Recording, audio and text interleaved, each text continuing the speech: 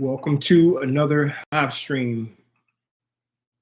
So excited to be with you again. Just going to give everybody the opportunity to come into the live stream. I am going to pin my email in the chat of Instagram. So if you want to reach out to me, you can.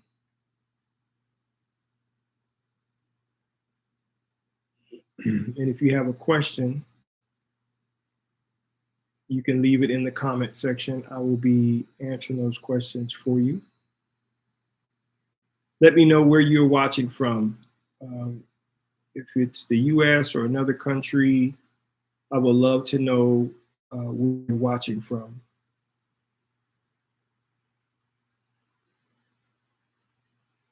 All right. So we're live on Instagram, we're live on TikTok, YouTube, and we are recording for our podcast. All right. We got California. Chris King says US, Dorales, California. Ahmed, Saudi Arabia. Valencia watching from Chicago. Miami, California. US. Leo is from the US. WNST from Jamaica. Chocolate Drop, Dallas. Welcome to my city. I know you're here now. Orange County, California. Canada. Saudi Arabia. Washington, D.C. Welcome, all of you guys. Welcome, welcome, welcome. I know that the title of tonight's live is How to Get Paid What You're Worth. We are going to definitely talk about that. Pasadena, California, Texas. Welcome, welcome, everybody, welcome. We want to get the likes up on TikTok, so continue to tap the screen. We want to spread this far and wide. If you want a replay of this, you can subscribe to the Instagram channel. But I really want you guys to pay close attention tonight because I want you guys to peer behind the curtain, the black curtain. Because there are things that you don't know and companies and hiring managers don't want you to know. And I'm gonna talk to you about it. Watching from Alabama, where are you watching from? So here's the issue. There is no doubt in my mind, and I'm sure in your own mind, that you can do the job that you are applying for. No doubt. Right? So why then is no one giving you an opportunity? Why are they not taking you in with open arms? Like, why are they so tight-fisted about these jobs that they're trying to hire people for? They know they need people. Why are they so tight-fisted about it? And are we, the candidate, are we part of the problem? You know, like, you shouldn't have to work so hard to get a job. It shouldn't be this difficult. It just shouldn't be. But people make it so hard, and it's really not, it shouldn't be that way. I have done everything that I could, everything that I can in my career to make it easy for both the candidate and for the hiring manager and for the company. I've made it easy for the candidate by understanding what the candidate wants, and they're positioning job postings to attract more candidates. And when those candidates apply for jobs, I am preparing those candidates for an interview with the hiring manager. And I am prepping hiring managers to understand what it is they need to be looking out for in the candidate's qualifications. But they are making it so freaking hard. Yet you are out here, all you're trying to do is grow your career, take care of you and your family. That's all you're trying to do. And why can't they see that? Right? And how can you combat it? How can you overcome it? How can you, even if you're working for an organization, why can't they recognize your talent, your contribution to the team, and compensate you accordingly? Why is it so difficult? Why is it so many people at the top make a lot, and there are a lot of people who are, you know, doing the work that they're not making as much? Are they smarter? Are they, I mean, what is it? What's going on? They're making it so hard, and no one cares enough to stop to help. They just don't. Now, I was going to go in a completely different direction, but I had a very late one-on-one with a client that really, you know, for the past 30 minutes or so, I've really been thinking about what do I want to share on this live. You know, I want to answer your questions, and I'm going to do that. But I also want to talk about how you really need to start putting yourself in a position to make the choice easy. And I'm not saying that you're doing anything wrong. I'm saying no one is telling you how to do it. And I know that you guys coming to my channel, I know you support this, and I appreciate that. But people are rejecting you. People are telling you that you're not qualified. People are not responding to your resume. They're not responding to your phone calls, and they're not telling you why. They're just leaving you, hanging you out to dry, leaving you with no answers. I saw a comment tonight on one of my posts where a hiring manager says, "Don't stalk me." What are you talking about? If you interviewed somebody, have the courtesy, the decency to respond to them with whatever your decision is. What do you mean stalk you? Like, if you interview a person, you know if you're gonna make a decision to hire that person or not. Why do I even have to stalk you? Tell me if you're gonna hire me or not. That's all you have to do. I mean, you don't have to have me hanging 3 weeks, 4 weeks. I want to work for the company. I know everything about the company. I think I did good in the interview, and you don't even respond back to me. But how dare we say, don't contact me until I, you know, wait until I contact you with some sort of decision? Like, have you lost your mind? Like, what if somebody did that to you? That's not cool. Get back to the candidate. Tell them what your decision is, whether it's thumbs up or thumbs down, it doesn't matter. But don't leave people hanging. Don't do that. That's just not cool. And the application process, in some instances, take candidates 15, 20 minutes to fill out your long, drawn out applicant tracking system application. And you, as a talent acquisition person, you don't have the decency to respond back to them after they have invested time applying for a job that they know they're qualified for. I mean, the truth is, in talent acquisition, recruiting, and human resources, we have to do better. We're dealing with people. We're not dealing with machines, or we're not dealing with, you know, inanimate objects. We're dealing with people who have bills to pay, who have families to take care of, who have ambitions, who can contribute to the team, who can make things happen.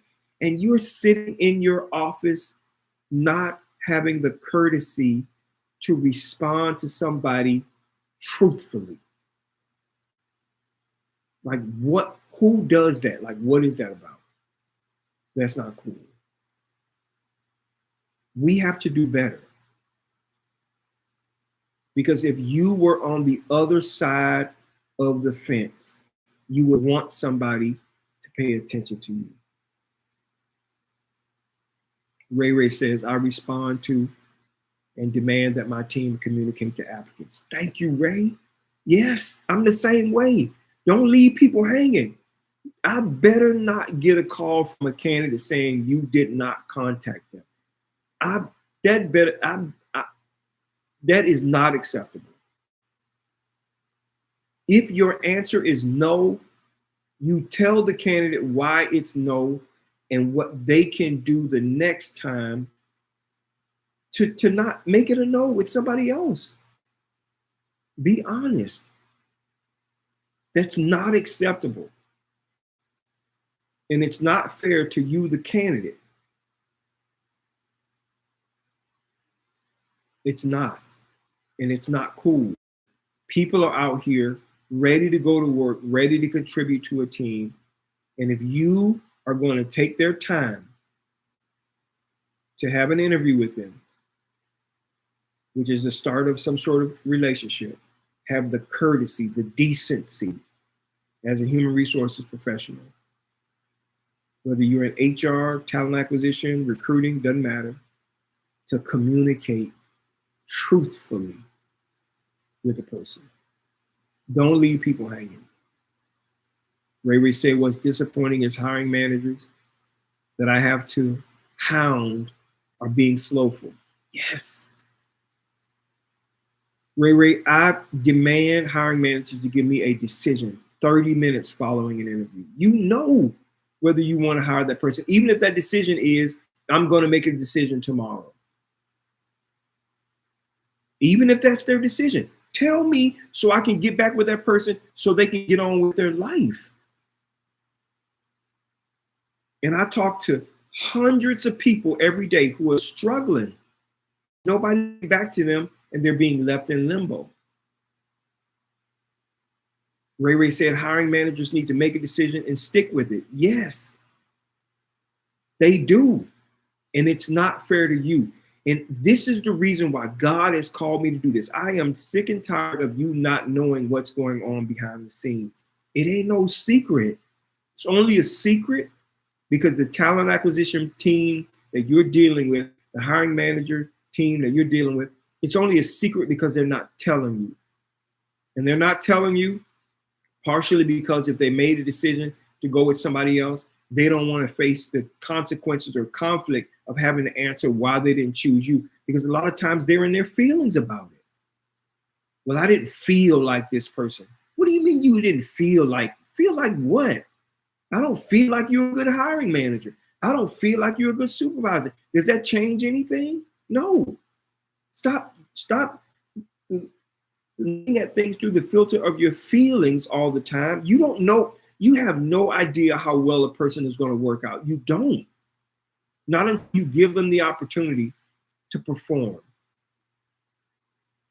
And from a talent acquisition perspective, we work hard to find, screen, and evaluate the best candidates for you, only for you to tell me my feelings. I'm sorry, I know I'm on a soapbox tonight. Give me a second here because I've seen some stuff today and it is not cool. You deserve better. And that is why I will continue to give you all of the information you need to equip yourself so that you can win in your job interview and get past these. And this is not every hiring manager. I'm a hiring manager. Okay? This is not everyone, but there are some that they just don't deserve that authority. They don't. I talked to a client today who is supremely qualified in operations. And we're working on some things. But when you look at her resume, if you just look hard enough, you can tell that she has the experience that you're looking for. Now, our resume needs to be repositioned and we're working on that. But for people to not give this person an interview or give this person an opportunity, like, have you lost your mind? You're dealing with all these C players, people that you're bringing in that don't fit what you're looking for, and you're having to do this all over again in 6 months. That's crazy. when you have people who are perfectly capable of doing the job. Now, can we better explain ourselves and better position our skill? Of course we can. But have some sort of empathy and care and look at a person in their face and be honest with them and tell them what's going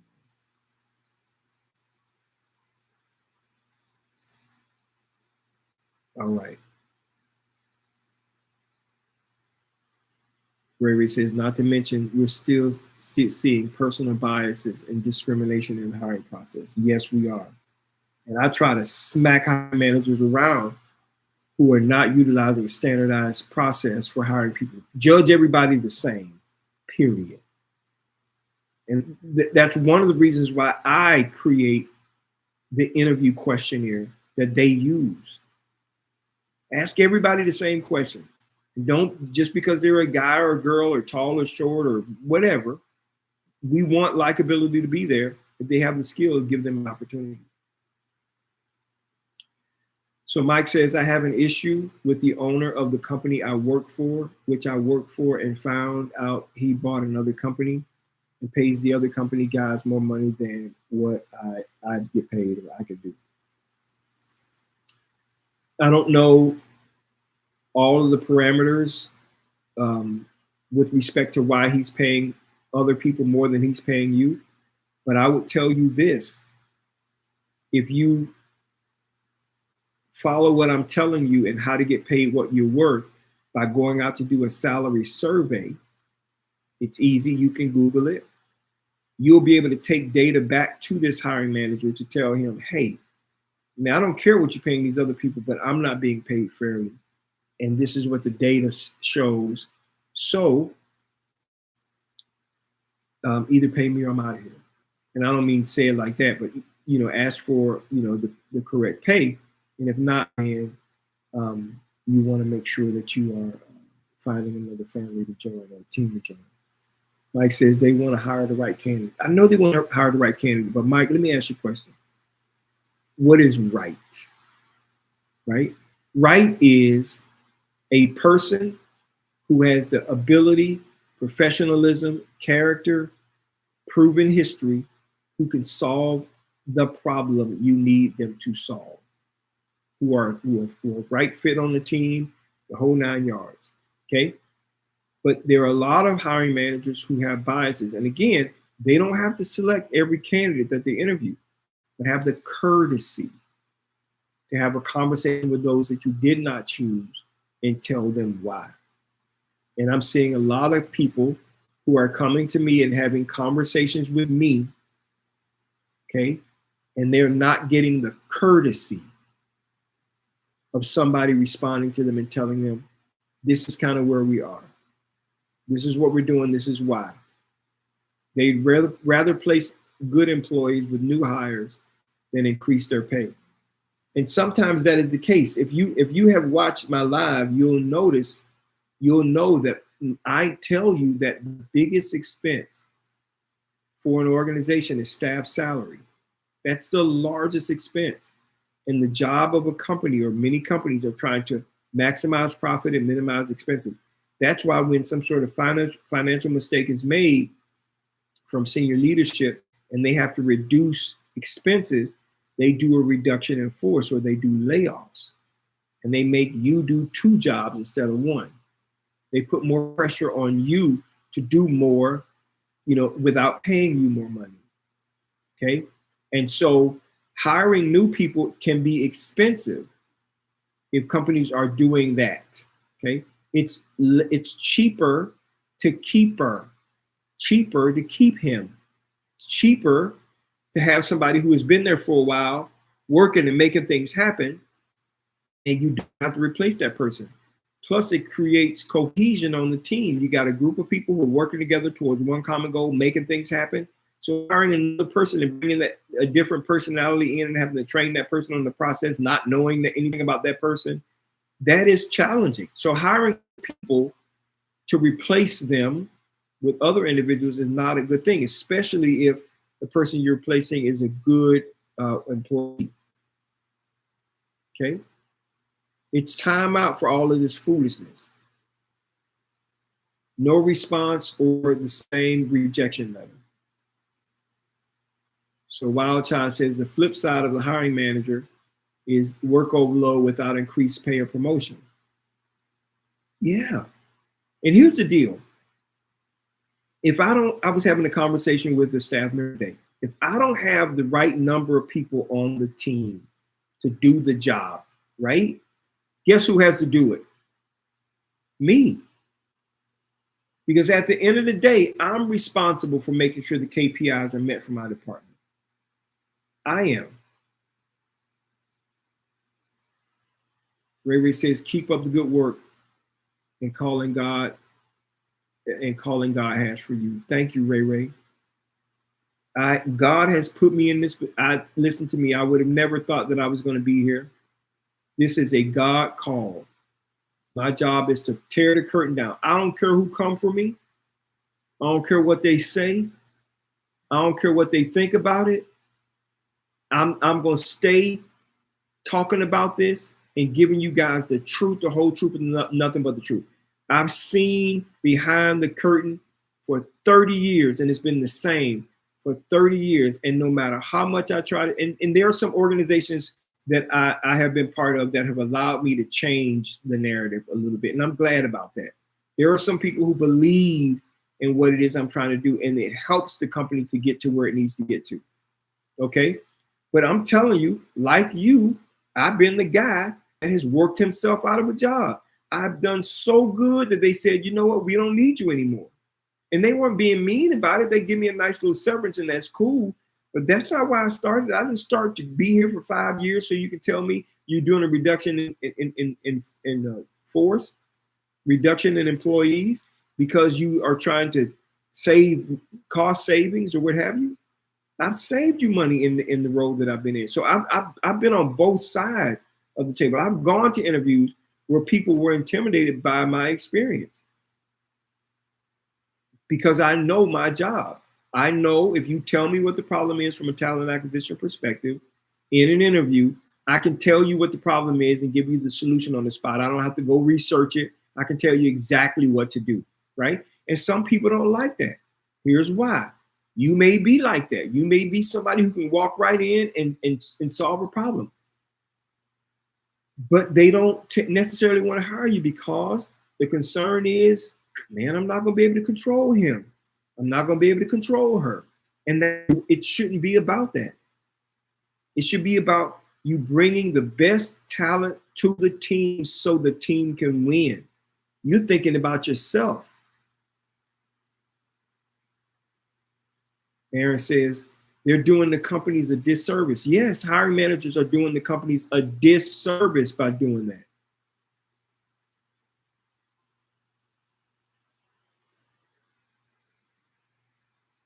And I'm okay with any hiring manager who watches this live or replay coming from me. Come on. Come on. I'm a hiring manager too. I'm talking to myself as well.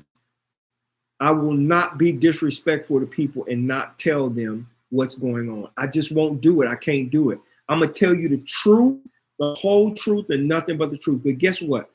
You are a grown person just like me, trying to take care of your family just like me. And if we have an opportunity for you here, my job is to give that to you. If we don't have an opportunity, my job is to be honest with you and tell you. So at least you can move on to the next thing. Okay? So here's the deal. Tonight, I'm going to talk about how you need to position yourself properly. I'm seeing far too many of you having issues with people not being able to know what you are an expert at right off the bat. And if I were to ask you the question, what 2 or 3 things you are an expert at and you can do with your eyes closed professionally, you should be able to know that. You should know that. Can I train hiring managers? Yes, but that's not my area of expertise. My job is to train candidates. That's what I'm an expert at. Can I find, screen, and evaluate candidates? Yes, my job is, I'm an expert at job boards and applicant tracking systems and interview process. and selection process and reducing turnover. I'm an expert at that. You should know. So I'm going to ask you, I'm going to challenge each one of you right now. In the comment section, type 2 or 3 things with respect to your profession that you are an expert at. Like you can do it with your eyes closed and your hands tied behind your back. Type it in the comment section. Valencia says the job search process is very emotional, but it shouldn't be. It's very black and white. Can I do the job that you are asking me to do? Do I have the character necessary to keep me on the team and be a representative of the company in a way? But a lot of hiring managers, even though you have all of that going for you, they may not like the fact that you have on a blue camouflage looking shirt. Or you remind them of somebody they used to hang out with. And that's how they're making decisions. And then they're putting the onus back on talent acquisition and recruiting and HR to find them more people so they can do the exact same thing. I found that I usually don't get a response when I told the hiring manager, thanks for the opportunity to have been interviewed. Like why would they not respond? Right? They should respond to you. Thank you or no thank you or whatever. And people in these hiring managers and some talent acquisition people, they're hiring behind the auto response, right? Instead of getting on the phone and giving you the common courtesy to tell you, the reason why they're not making a decision, they're sending you a letter where unfortunately we decided to move on and go with somebody else. Why? So you're left in limbo. You're trying to interview with another company that's a competitor, and you don't know the thing that you did that caused you to not, have an opportunity with this other company.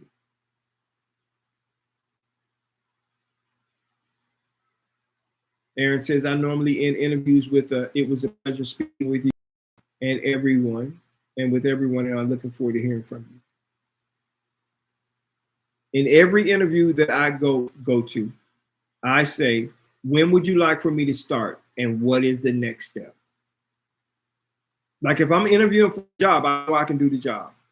And if you ask me a question, I'm going to answer it correctly, especially if it has to do with talent acquisition. I can answer those questions. So when they have exhausted all of the questions and they've gotten the depth and breadth of my experience, I'm asking them, when would you like for me to start? And what are the next steps? If I don't ask that question, it's because I don't want to join their team. Okay? Coach, the topic you're discussing tonight hit home for me.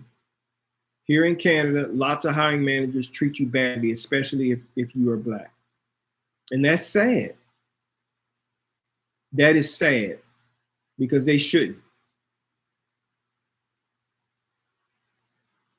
If you can do the job and do the job well, and you have a proven track record that this is your area of expertise and you can do the job well, people should give you an opportunity. The sad reality is they're not, because they're in their feelings or in their emotions or in their head, or they suck at making decisions.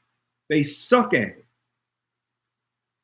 Make a decision for or against and tell me which one it is so I can get on with my life.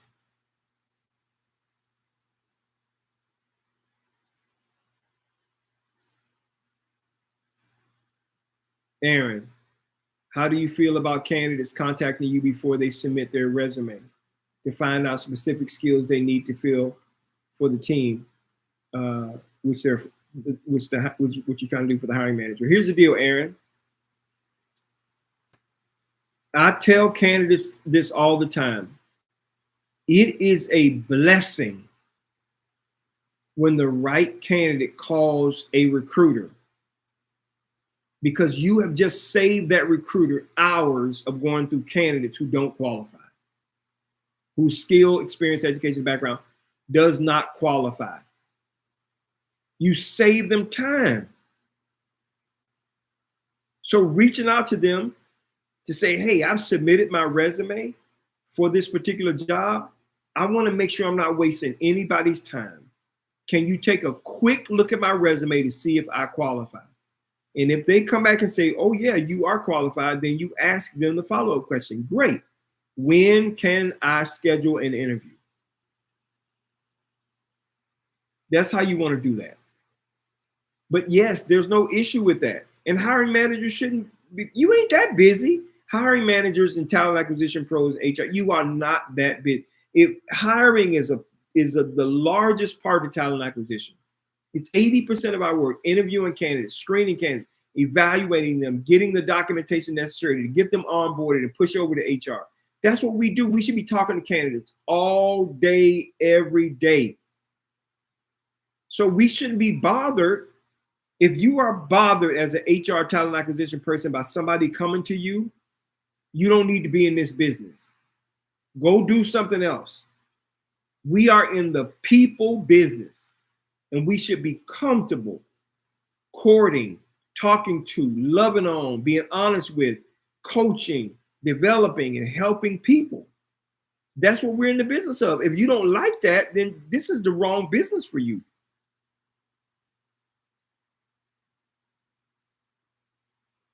BMM says employers want all of us to shop workers to sign a mutual agreement, lawsuit agreement that can't sue Western. What do you think?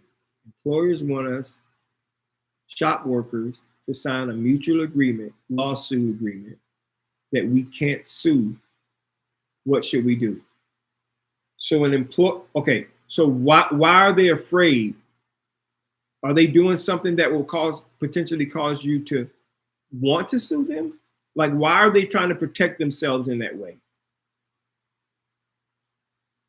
Like, I don't get that.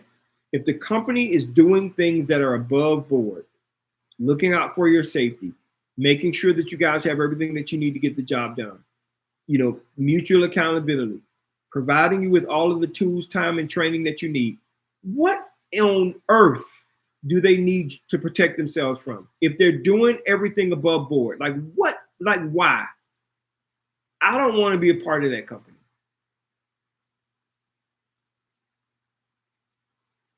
So I'm just telling you, I mean, that ain't something I would sign. I just wouldn't. I'm not telling you what to do, but I'm just telling you that to me is a red flag. It is telling me something about this company.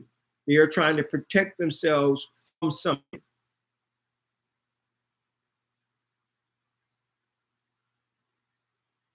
So Trouble says, what if your boss sucks, but your job is cool? Minimize your interactions with your boss who sucks. Do everything that you can to minimize that interaction. This is what I tell people all the time who come to me about career advice. Don't let a boss, another coworker, or some irresponsible person in the organization cause you to lose your job, run away from a job, and not be able to take care of your family. If you like the job, grin and bear it.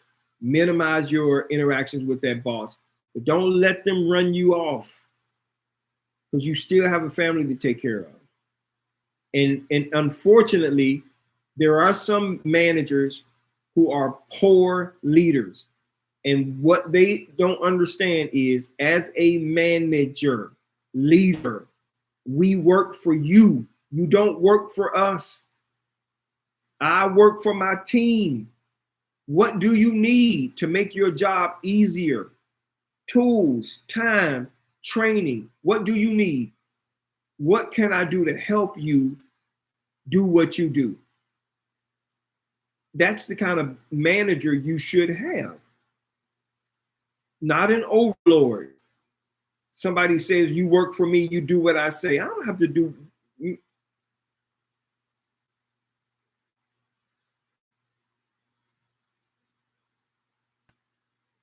As managers, we have to do better. As leaders, we have to do better. Minimize your reactions with them, your interactions with them. Don't let them run you off your spot. Continue to take care of you and your family. That is important.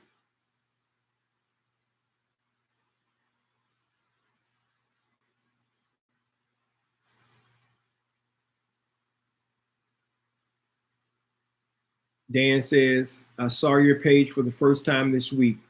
Listening to your advice. My interview with the recruiter was a home run. Thank you. You're welcome. I'm getting these kinds of testimonies every single day.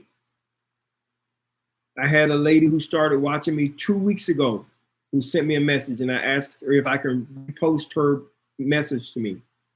She said, I started watching you 2 weeks ago, and she's gotten multiple utilizing the responses that I share. She's gotten multiple offers, multiple, and now she's down to deciding which one she's going to take, and she's going to get started with the job. That's what it's all about.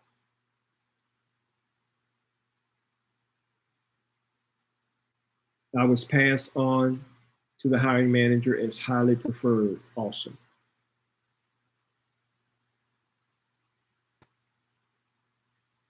The Nightlife. Thank you for watching this live. I'm glad you got on. Did a call this evening with Daniel Smiley. Super powerful. You are awesome. You're welcome. Thank you. And we are going to, The Nightlife, we're going to get you right. All the way right. I promise you, I made a commitment to her. And my commitment was, if you do everything that I'm telling you, you follow everything to the T that I'm telling you, you will be working in a job, making what you want by November 1st. I promise you that. First thing we're going to do is get that resume right. Then we're going to go through all of the potential and possible interview questions. Then I'm going to show you exactly where to look for these jobs. I'm going to tell you exactly how to get in contact with whoever you need to get in contact with. And then when you get these interviews ready, we're going to get you prepped for those interviews. And you're going to walk in and blow everybody away. I want them begging you to get started. Why? Because I know how the game works. Listen to me. I'm the one that helped create this part of the game. And I don't mean that, I'm not trying to be arrogant, but the talent acquisition process is for every organization that I go to. I create streamlined, efficient, and effective processes to hire people, good people, to minimize turnover and create long-term cohesive teams in an organization that help drive revenue up for a company. That's what I do. And many of you can do the exact same thing with your skills. Muhammad says, thank you. Good advice. Thank you so much. I appreciate that.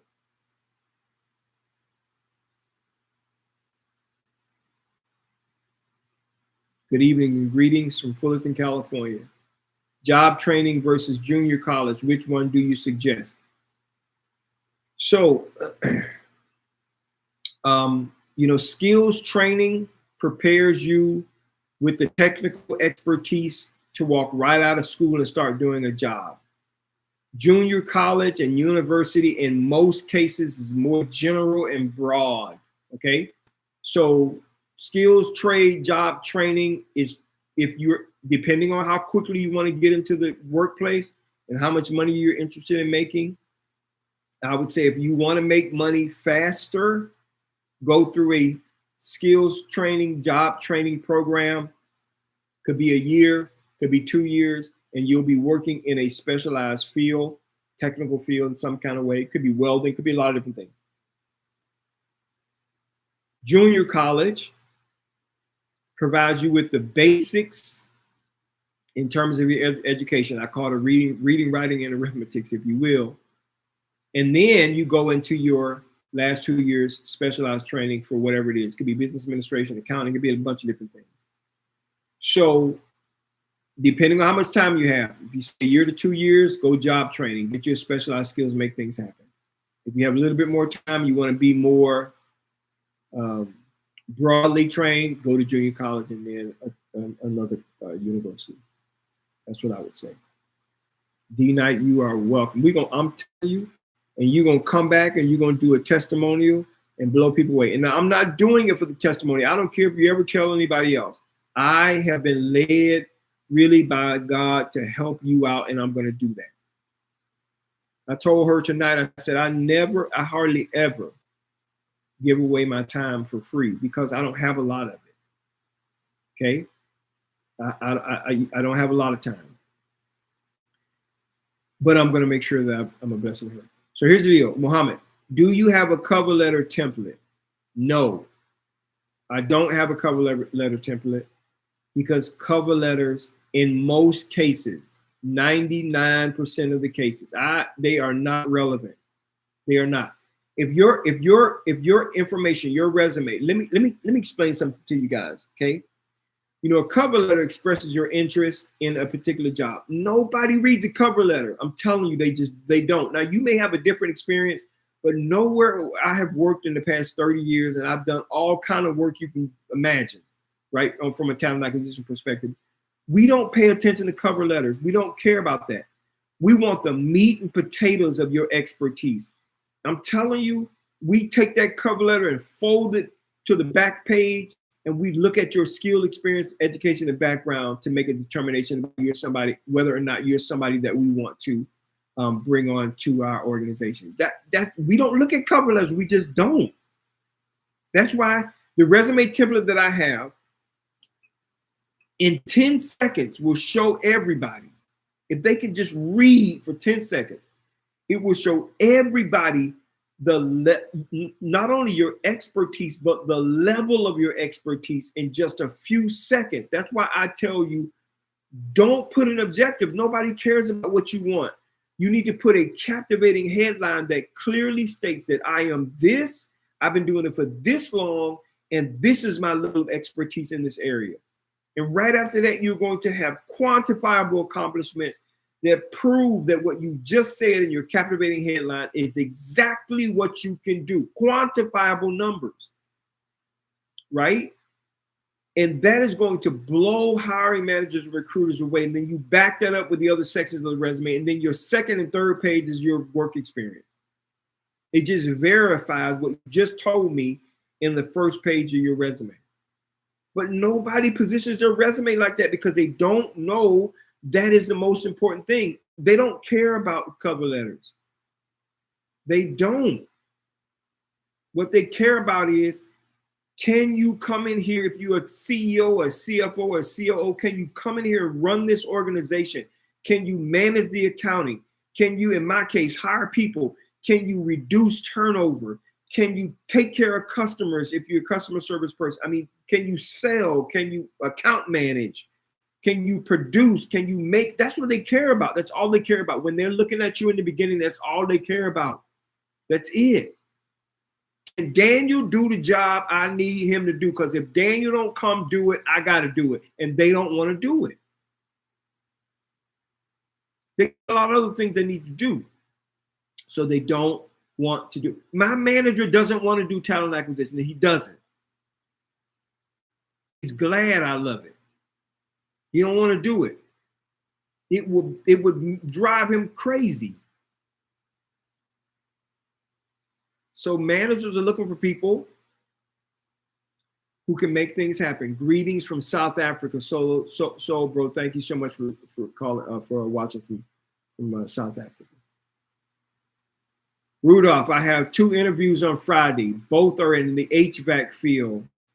One role is HVAC manager, and the other one is outside sales. Okay. Without seeing your resume, I don't know if you are a HVAC manager or if you're selling HVAC equipment, service. I don't know what that is. I would love to see your resume. I can tell you. And I don't know if it's 2 different companies. And I don't know if you are more of a manager, if you're more of a salesperson. Obviously, you got these interviews, so you probably do both. But I would like to know which one you would prefer to do, Muhammad. So I would just apply for jobs with just a CV now and not with a cover letter. Yes, and here's why you need to do that. When your resume goes to an applicant tracking system, years ago, applicant tracking system used to be expensive. They used to cost a lot of money. I mean, they used to be really. I did one implementation of applicant tracking system that I think cost this customer service call center that I was managing talent acquisition for. The implementation of it just to get the doggone thing in on our computers, it was $100,000. That's because it sat on our server. Now everything is cloud-based, and companies can get applicant tracking systems for a $499 subscription that gives them all of the same whistles as the big implementation that I did many, many years ago. So when your resume is sent, when you apply for a job, the applicant tracking system is looking for specific information, and nothing on your cover letter is what it's looking for. Nothing. That's why when you do Indeed.com, LinkedIn, ZipRecruiter, and it asks you to upload your resume, if it has a cover letter in it, you're going to have to type in all of this information manually because it doesn't recognize cover letters. They're irrelevant. They are. In my world, they are irrelevant.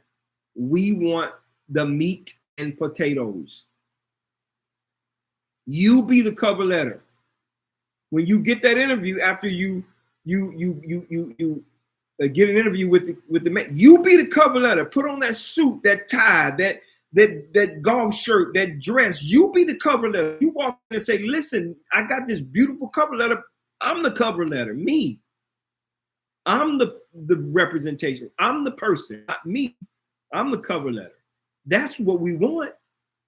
You are the cover letter, not that piece of paper that tells us all of this. Thank you so much for giving me the opportunity to interview for this position and blah. Nobody cares about that. Just excuse me. That's this deal. The city county did request a letter of interest with the resume. The city and county did request a letter of interest. Okay. Government jobs are special. Let me just say that. They're special. So if that's what they want, that's fine. But the bigger private sector, they don't care nothing about that. But if they require it, then do it. And if you need help with it, send me a message. I'll tell you an easy place to go get it and do it. It's easy. Okay. That's expensive. Yes, it was expensive.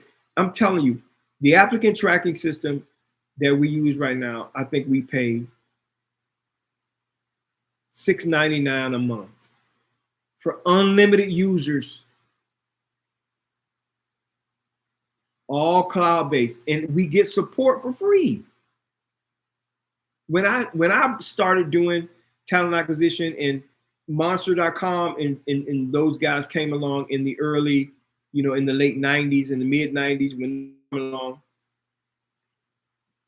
one seat for one user on Monster.com used to be almost $2,000.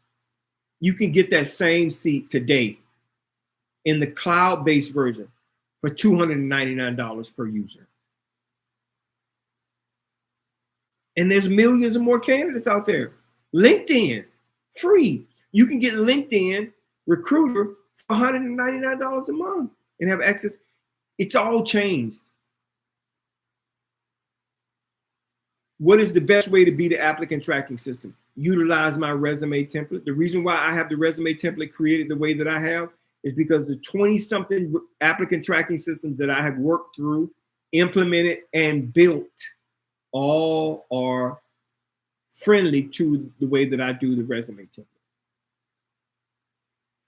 They're all designed the same way.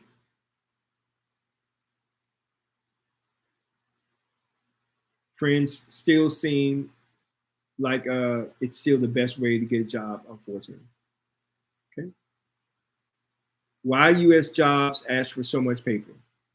Yeah, I agree. And now it's all digital. So printing resumes don't even make no sense. Like when you come to the office, because I have your resume in the applicant tracking system, I print it out for you anyway. You don't have to have one. We used to have all of this nice, you have to put it on nice paper, all that good stuff. Man, that's over. Okay. I know I kind of went on a little bit of a rant tonight, but I really want you guys to understand that I'm trying to do everything that I can to give you guys the truth about what's going on out here in this world. You are qualified. You are qualified to do the job. And I'm trying to give you the strategies to work around many, what's a good word to use, many untrained hiring managers. That'll be the best way for me to say it. Okay? Please listen to what I'm telling you so you can get these jobs and take care of your family. Marquette Mendoza says, can you share your thoughts on declining to self-identify? Okay. Yes, I'm going to share it with you. So let's deal with the why. Why are companies asking you to self-identify? Behind the scenes, they may have some sort of contract or funding that requires them to. And so if they're audited, they need to have this information about you in the system so they can show whatever it is to the auditors they need to show. Usually government, some private funding companies require some certifications they may have require it. So if you're ever applying for a job that has government contracts, they are required to report certain information about applicants and employees, because in their contracts, they are required to hire so many of this, so many of that, not do this, not do that. And so they're asking you up front so they don't get you into the company and you're not in line with whatever it is they need you to be in line with. Okay? If anything I'm saying tonight is helpful to you, I really, really appreciate your support. I'm going to ask you to give $10. And the easy way to do it is to click the link in my profile, and you can give $10 any way that you can, right? I would really appreciate it. To everyone who gave last night, thank you so much. But I am doing this because I want to be a blessing to you guys. I want you to get the job you want. I want you to stop being frustrated and going on 50 interviews and not getting any sort of responses back. I want to help you with your resume. I want to help you understand where to find jobs, how to negotiate pay. I want you to understand exactly what's going on with respect to how you can ask for pay and bonuses and education reimbursement and get promotions and deal with crazy managers and all that good stuff. I want to tell you how all of that works so that your life can be better, easier, less stressful. You can take care of you and your family, go on vacations, and not have these people drive you crazy because you don't know what's going on behind the scenes. I'm going to tell you everything that's going on behind the scenes. So I would really appreciate your support. And one of the best ways that you can support me is to go to either give $10, or if you need something out of the store, like the fastest way to find a job, overcoming the fear of job interviews, the resume template, one-on-one time, anything in my store that you need, you can grab that. That's another way that you can support me. Okay. And I'm asking for your direct support, because this helps me to continue doing what I'm doing. I'm spending time making sure that I provide you with content that helps you. And so your reciprocation can be just a $10 donation. I would really appreciate that. If you are on Instagram and you want to subscribe, you can. It's just $4.99 a month. And I will do these lives 5 days a week to make sure I'm providing you with the information the tools and the training you need to get the job that you want. And at the end of every single live, I say the exact same thing. And I want you to know I'm saying this from the bottom of my heart. I will spend the rest of my life, helping you get to the next level in your life. I will see you tomorrow on the live. If you need help, email me now, CoachDanielSmiley@gmail.com. If you need help with your resume, you want me to review it for free, I will be happy to do that. CoachDanielSmiley@gmail.com. I will see you guys next time.